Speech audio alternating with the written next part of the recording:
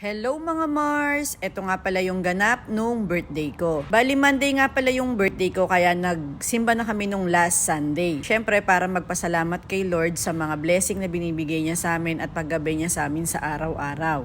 Thank you po Lord! After nga pala nung misa, nagpa-bless nga pala ako kay Father.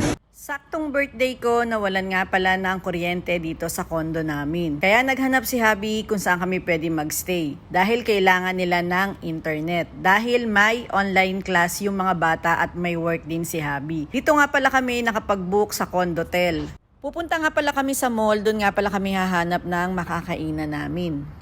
Dito nga pala kami sa pavilion maghahanap ng makakainan. Kita nga namin yung Fridays kaya dito na namin napagdesisyonan na mag-dinner. Naka-order na nga pala kami ng mga foodangs, iniintay na lang naming iserve. Ito nga pala yung mga foodangs na in-order namin. Ito nga pala merong calamari, tas hindi ko alam kung ano yung isa dahil si Akiko umorder niyan. Ayan si Akiyo, sarap na sarap sa kinakain niya. Tapos ito yung in-order namin na baby back ribs. O pak, sino ka dyan, B? Ayan, na-serve na nga pala lahat ng foodangs. Ayan nga pala yung kay Akisha, burger yung in-order niya, tapos kay Akiko naman ay pasta. Kinantahan din nga pala ako ng happy birthday dito ng mga staff dito sa Fridays. At merong pang pa-cake mga Mars. Si Akiyo nga pala ang nag-blow ng candle.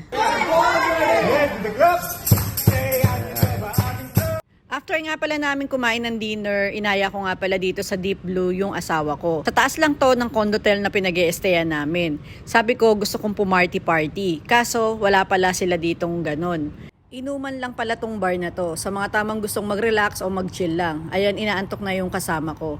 Kaya naghanap kami ng ibang bar.